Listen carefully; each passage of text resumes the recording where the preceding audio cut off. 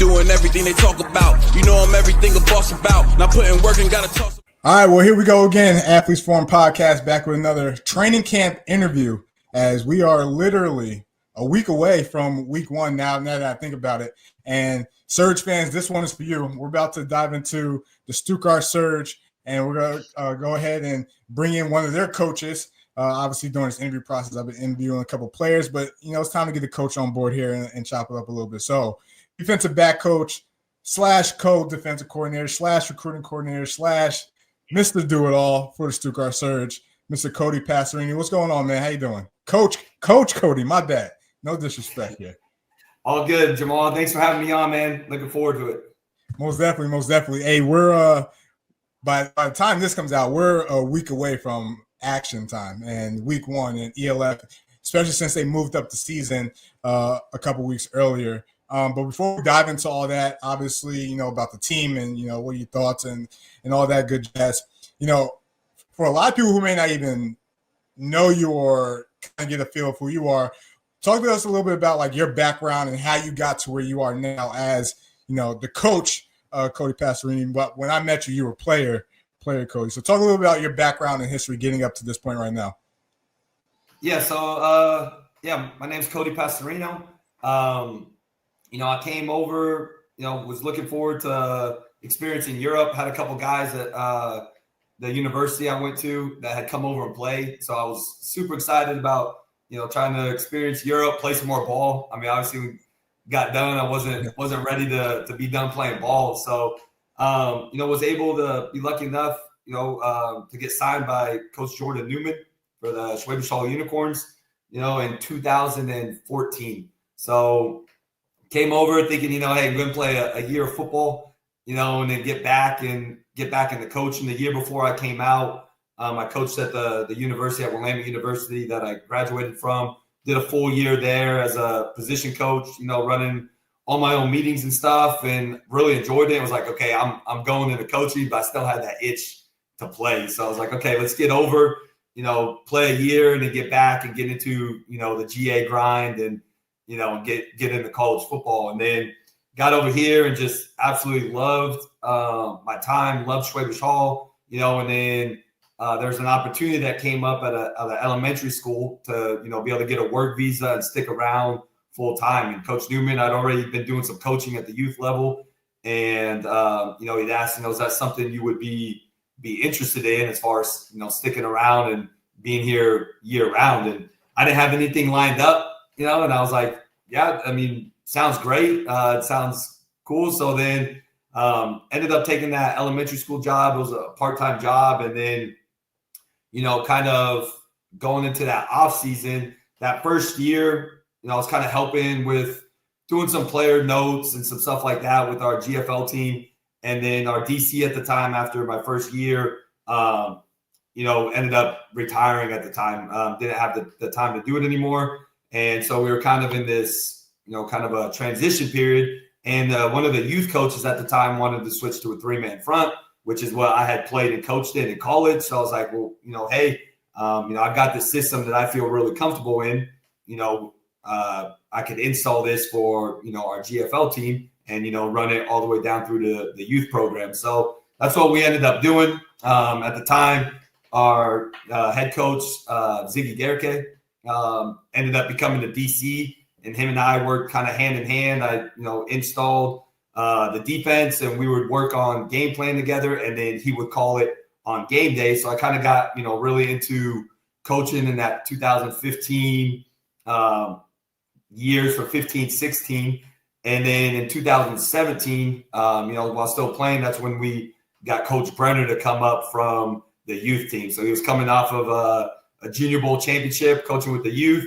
He just got done, wrapped up 2 years of college football. In the fall season, he went over to the States for 2 years, and we got him to come over. And that was the same time that Ziggy was decided to retire and step back. And that's when Coach Newman took over as head coach in 2017. So that's kind of when Coach Brenner and my relationship started, as far as kind of coaching together, still working on game plans and doing all that together, and then him calling it on game days. And we just had this great relationship of working together. And then, that was 17, 18, 19, all the way through 2022. And then that's when, unfortunately the body started letting me know, hey, it's time, the body got to speak to all of us at some point. It does, man. It does. And, I had to listen to it. Obviously priorities kind of changed. I was, had a daughter at that point and, just kind of was like, okay, it's time to transition. And, that's when this Surge opportunity kind of came up.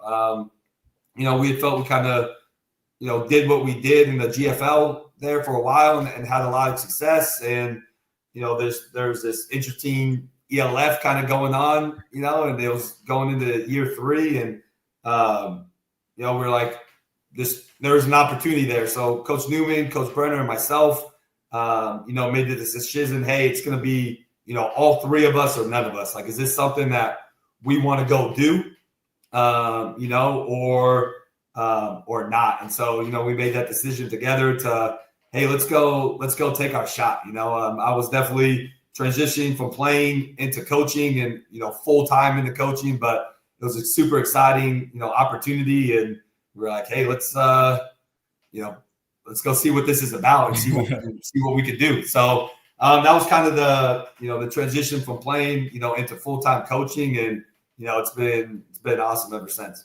No, absolutely. And even just talking to you, it just sounds like you were destined to be where you're at now. Maybe, who knows, location-wise, if it all worked out, obviously, but coaching is something that is born and it's in your blood. And you mentioned that from the beginning in terms of like, that's something that you knew you wanted to do. And obviously leading into, this Surge opportunity and the dynamic trio of you, Coach Newman and Coach Brenner, now with the Surge. And I know we talked a little bit about pre-Surge, pre-Jordan Newman Surge era, but now actually being 2 years in and having the opportunity to reflect on, the experience, the concerns, the opportunities, what the ELF or what the Stuttgart Surge could be. Do you have any, what are your thoughts now compared to what they were pre-entering the ELF? Yeah, I mean, you and I talked. Obviously, I was a little skeptical about the league, but that's not necessarily the ELF. I think everyone is. Itself, yeah. I mean, I'm skeptical of any league that starts, whether that's in the U.S. or Canada. I mean, I've had enough friends, whether they're going to try to go play in the league or coach or be talking to recruits, like, hey, I'm going to try. I'm actually signed to this league, and then 2 months later, hey, that league's not there. You're still looking for guys, So, to be honest, I'm kind of skeptical in any league that's trying to get started. And if, but if it works out, I remember you and I talking, I mean, it's going to be great for Europe. I mean, and, even to this day, the opportunity it's given guys to play at an international level, that was something that I always wished, we could do more. I mean, we did the CEFL tournament, but, playing these teams from other countries and seeing different guys and different teams and interconference and mixing it up so you're not playing, necessarily the same teams all the time. I think this league does a great job of providing that for guys, and it keeps guys hungry, and then there's, you don't get complacent, and guys want to continue to put the time in the offseason to get better because there's new opportunities every single year, whether it's playing in a new city or, new title contenders, the new hype team, whatever it is, there's always something new, which is exciting. And, I know it helps push the league, push the guys, and push us coaches as well to want to do better. And I think that's what's great. I mean, unfortunately, we've year one, we had kind of the end of our, you could say our GFL time. I mean, we kind of, there's games where going in, even if we had our worst game, we were gonna win. And that was just the way we were just pretty loaded, and that's just the truth of it. And now we learned early in our first season, when we were undefeated going into Switzerland, which had been struggling. You play bad football, you lose. And I think that's exciting as a coach. It's exciting as a player. I can't have a bad day. And I think that's something that this league does for everybody. You have a bad day, you're going to take a loss. And so on all platforms, film, practice, media, you're going to take a loss on all platforms. Oh, yeah. Trust me. I mean, we're still, I haven't forgot the, biggest upset in ELF history, 2 years ago, or whatever the title was coming out the next morning or even that night. So, yeah, definitely. But, I think that's great. It helps, like I said, keep guys hungry, keep coaches hungry. I mean, you've got to be improving if you want to be successful. And so, that's great for the league, even if, there's it's not perfect. Everybody knows that. And that's fine. The NFL is not perfect. So you have your issues and stuff, but I mean, the guys know they get this opportunity and stuff. And I mean, it's awesome. Absolutely. No, it definitely is. And, you outlined it perfect. And when you guys came to the Surge, obviously, 2-20, complete 360 in terms of like what it is now. But outside of a championship, what was the goal? What was the mission statement? What did you guys want to accomplish? And when I say you guys, I mean, like, obviously the guys that came over and took over the Surge, you, Norman, Brenner, and staff. What did you guys want outside of championship? What did you guys want to accomplish, and where are you guys at in regards to accomplishing those goals? Yeah. Obviously that championship goal is still out there. Haven't been able to, climb that mountain yet, and so we'll see what this year has in store. But, it was, can we take, we had built something special, especially that last kind of 5-year run with Coach Newman, Coach Brenner, and myself, as far as we were just talking about when Coach Newman took over. We were able to have a great run there, and build something, special there. And it's like, can we take that? Can we go do that from a place, that was, pretty rocky? Obviously, if we're talking about record, they were hurting. And I mean, to this day, to Coach Newman's credit, as far as, instilling a culture and being able to flip and go from, 0-12 to a championship, I think speaks volumes of his message, how he builds a culture, how he builds a team, everything around it, is just as good as it gets. And that's why we're able to have that flip. But, the goal was come in and, not knowing wins, losses, but, can we see our culture, that we were able to build in Travis Hall there during those 5 years? Can we take that and build that culture and start really seeing that, throughout the program? And, if the wins come with it year one, great. But, that's the way you got to start. You got to start with your culture. And, we were able to get enough guys brought in that fit, gelled right away. At that point, we were able to have a pretty successful year one, and then came up short. But, we've, as far as some of the guys who've been around, we've had to climb a mountain before, as far as, our previous unicorn days, as far as, New Yorker was out there. Yeah. And I had to take, myself, four championships lost in a row, if you count a big six in there, and so just, continuing to work, continuing to climb, staying hungry and be like, okay, man, we're getting closer. And, at the end of the day, see if we can't win a championship. No, absolutely. And it shows what a good foundation looks like. And when, ownership, coaching, players, when it's all connected in a line, like what it could possibly, look at. I want to talk a little about your defense, because everyone I talk to, when asked about the Surge defense, it's a different defense. It's a unique defense. It's, it's not like the ordinary defense. And obviously you mentioned it's a defense with a lot of DBs on the field, which is something I appreciated. Three-man front, right? As a former DB, what makes the Surge defense so unique, so different from other teams in the league? And it's not you guys are reinventing the wheel, but it is a little bit unorthodox or hard for teams to grasp how to go against you guys. But what makes your defense different from others? Yeah, I mean, I think one is we're one of the few true 3-man fronts that's out there in general. There's not a bunch throughout the league, and so I think that already makes us a little different. Feeling comfortable, we're able to do what we do out of that 3-man front.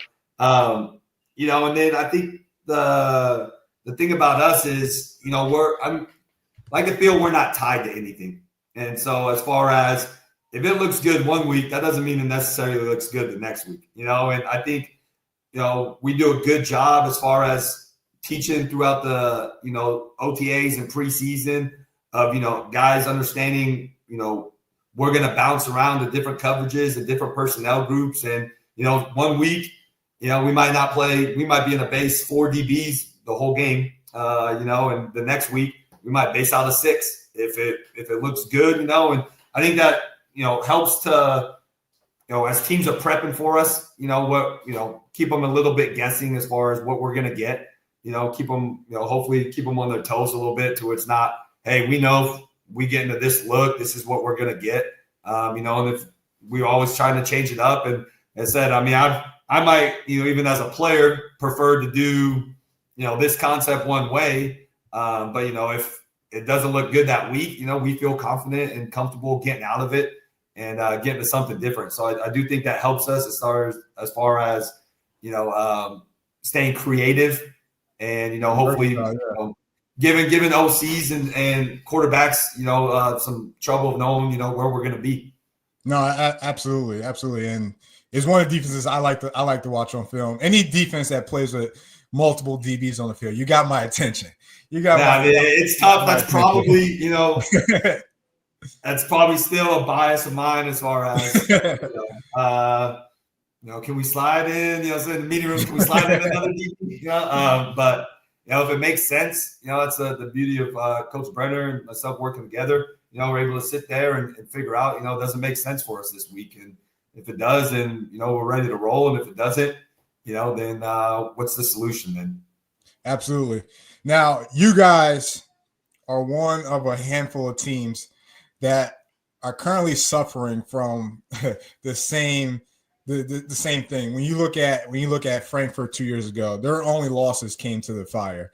When you look at Paris last year, outside of that Vikings team, their only losses came to the Fire. Vienna can't get past the Fire in championship. Obviously, you guys lose to the Fire in championship, and then the heartbreaking semifinal loss last year. It's all well documented.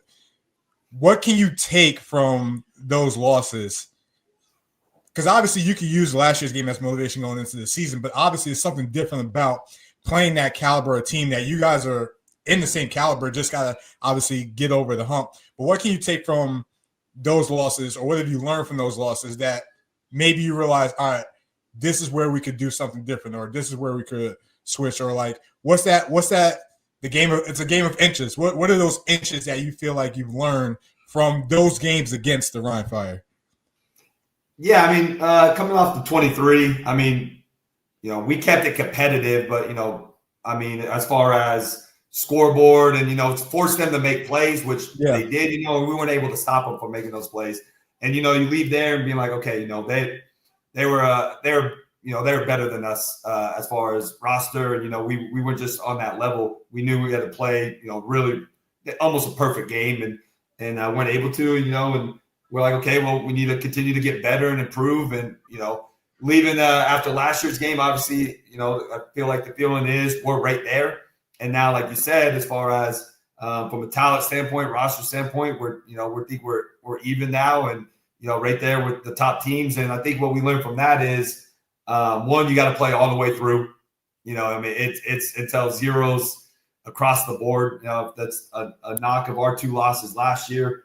It was up in both of them, and just weren't able to close out games there. And so just feel, in the offseason, attacking that, okay, paying attention to certain situations that we weren't very good at or, struggled with in those 2 games. And, speaking specifically to Rhein Fire as far as closing out. And you start to see, it's those minor details. It's not necessarily the big plays when you get to that. It's the hidden yards, as far as a guy falling forward for an extra 4, and so instead of a 3rd and 7 in a crucial time, it's 3rd and 2, now, they have 2 downs to pick up a first, which, maybe would have gotten the punt. It's really locking in and focusing on those little things when you get to that stage. And, it's one communication error here or there, and all of a sudden the game slips. So I think for us, the focus is, getting back to those minor details and understanding that, those are going to be the difference makers there late in the year and late in these games. No, absolutely. And it's funny because, you know, you have the football cliches that it's a game of inches, but literally, like you just mentioned, like those hitting yards definitely plays a big role.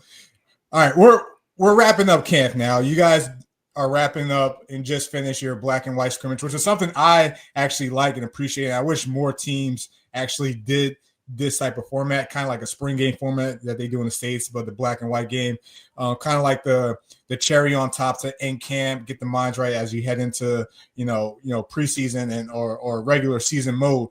But how are you feeling coming out of the black and white game? Are you where you guys need to be? What are your thoughts on how the team looks thus far heading into this season? Yeah, feeling good. I think we had a great preseason, you know, wrapped it up with a really solid black-white game that, you know, went really well. I think it showed both sides, you know, how talented we could be just from that game. You know, I think it showed, you know, both sides of, you know, you're just a step wrong here or there. You know, you're going to give up a play or, you know, they're going to make a play. So I think that's great.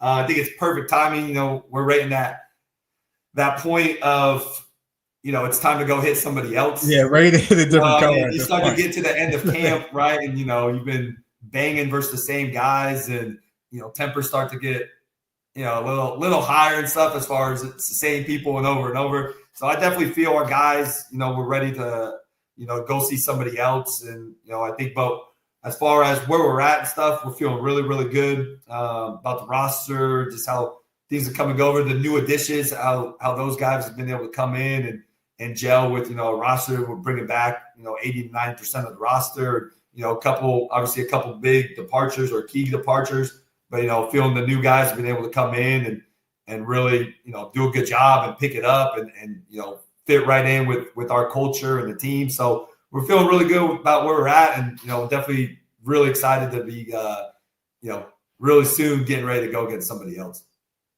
No, absolutely. And you got a big one. Conference game, Frankfurt. Frankfurt's a team that is trying to be the I guess you could say the enemy and, you know, talking a lot of smash on, not necessarily about the Surge, just about everything else. They're a team that's definitely got a different identity and a team that I'm interested to see like how they're going to look, especially going up against you guys as well.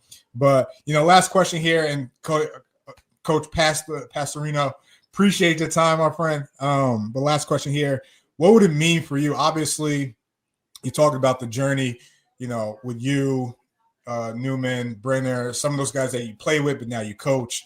You talk about taking over, you know, the Surge team, where they were to where they are now, how things have changed for the organization. You know, everybody knows the situation with Riley in terms of where he's at and whether he was about to retire. This is last season. That's all up in the air.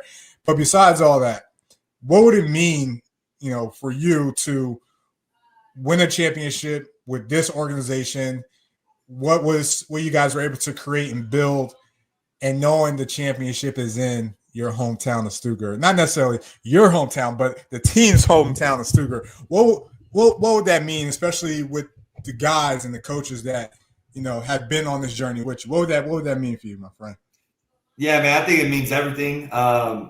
You know, I mean, there is the extra benefit of, you know, being able to play at a stadium where, you know, a lot of guys, you know, growing up, Stuttgart guys, you know, drive by the stadium all the time, you know, but it's the soccer team, you know, and it's like, man, even myself coming into the city, not even being from Stuttgart, you know, for this past 10 years, like, man, it'd be really cool one day to, you know, get a football game in there. Now there's a championship there, you know, and it's kind of a childhood dream for a lot of these guys who've been, you know, driving past the stadium or going to football games there or soccer games there for years, you know, and so being able to do that, you know, would just be really such an awesome experience, you know, and then just, as you mentioned, just the journey of just how important it be for the guys, especially, you know, the guys who carried over from an 0-12 season to coming in, you know, and everything kind of getting changed and being so close twice, you know, and just understanding that, you know, you continue to work at something, man,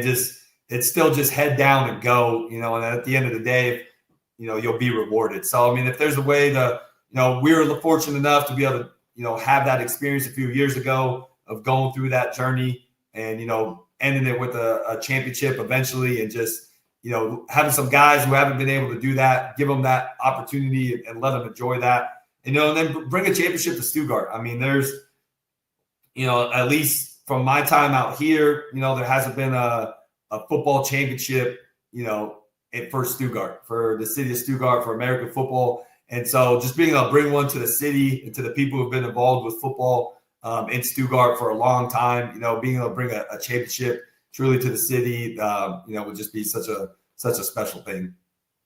Most definitely, man. And, you said it perfect. And I guess this is like the last caveat question. That was the last question, but this was like question A. This is like question 1A. Do you guys feel like there's an additional pressure to getting to the championship game because it's in Stuttgart?